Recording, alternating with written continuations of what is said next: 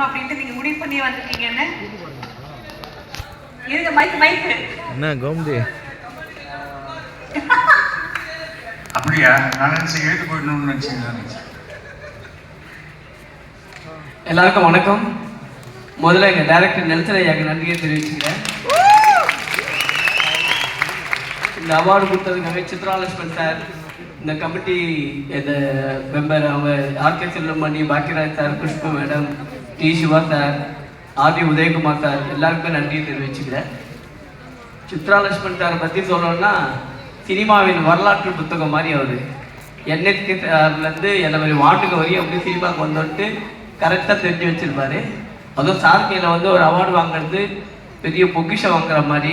ஏன்னா நான் சொல்லி கீழே உட்கார முடியல, என்னால் எல்லாத்துக்கும் ஒரு கமெண்ட் பண்ணுறாரு, என்னால் சிரிச்சுட்டே இருக்கேன். நாங்களாம் ஒன்றுமே இல்லை சார் உங்ககிட்ட, உண்மையாக சொல்கிறேன். I am very blessed sir. Thank you sir. Nelson சாருக்கு நன்றி சொன்னீங்க. ஆனால் அவார்டு வாங்குறது குட் பேட் அக்லிக்கு அந்த இயக்குனருக்கு நன்றி சார். நெல்சன் சாருக்கு நன்றி சொன்னீங்க, ஆனால் நீங்கள் விருது வாங்கினது குட் பேட் அக்லி திரைப்படத்துக்கு. அந்த திரைப்படத்தோட இயக்குனருக்கு இல்லை, சும்மா ஸ்டில்லு போட்டு வச்சுக்கிங்கன்னு நினச்சேன். இல்லை, இந்த படம் வந்து எனக்கு கிடைச்சது பெரிய விஷயம். ஆனால் அஜித் சார் படம், ஆதிக் சார் கூப்பிட்டு ஒரு சின்ன கேரக்டர் கொடுத்தாரு, அதில் ஒரு சின்னதாக ஒரு பர்ஃபார்ம் பண்ணேன். Thank you Adhik sir, thank you Ajith sir. Super. Thank you. Nelson sir எப்பவுமே நீங்கள் நன்றி சொல்லிக்கிட்டே இருப்பீங்க. உங்களுக்கு ரொம்ப க்ளோஸானவர் அவருக்கு, ஒரு குரு, ஒரு மென்டர், ஒரு நண்பர் எல்லாமே. அவருக்கு வந்து ஃபேவரட் இந்த உலகத்துலேயே அப்படின்னா நீங்கள் அப்படின்னு தைரியமாகவே சொல்லலாம். ஒரு நாள் காலையில் எழுந்துக்கும் போது நெல்சன் சாராக எழுந்துடுறீங்க, அப்போ என்ன பண்ணுவீங்க முதல்ல?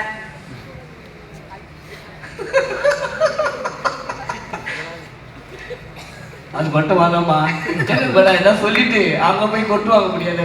அதான் இங்கே இல்லையா, தைரியமாக சொல்லுங்க. அவர் இல்லைதான், அதை பார்ப்பாருல்ல. பார்த்துக்கலாம், பார்க்கும்போது பார்த்துக்கலாம், பார்க்கும்போது பார்த்துக்கலாம். ஃபர்ஸ்ட் 3 விஷயம் காலையில் எழுந்துறீங்க. மிச்சம் எங்களுக்கு பொதுவான விஷயங்கள்லாம் எனக்கு தெரிய வேணாம். முக்கியமான 3 விஷயங்கள் நெல்சன் சாரோட 3 இந்த விஷயம் கண்டிப்பாக அவர் பண்ணிடுவார். அதை நானும் பண்ணிடுவேன்னா அது எதுவாக இருக்கும்? அவருக்கு அவர் எந்திரிக்கும் போதே ஒரு ஏதாவது கதையை யோசிச்சுட்டு தான் எந்திரிப்பார். அவர் எனக்கு நல்லா தெரியும். இப்போ ஜெயிலர் ஷூட்டிங் போகுது, சாருக்கு தெரியும், உட்காந்துருக்காரு. இப்போ அந்த பிஸியில் தான் இருக்காரு. அதனால் அவர் எப்பவுமே அந்த உனக்கு தெரியும்ல, உனக்கு தெரியாதா நெல்சன் சாரை பற்றி, அவர் எப்பவுமே அந்த கதை அந்த டிஸ்கஷனோட தான் எந்திரிப்பார். ஓகே, ரெண்டாவது விஷயம் வேணாமா அப்போ ஏதோ இருக்கு. ஓகே,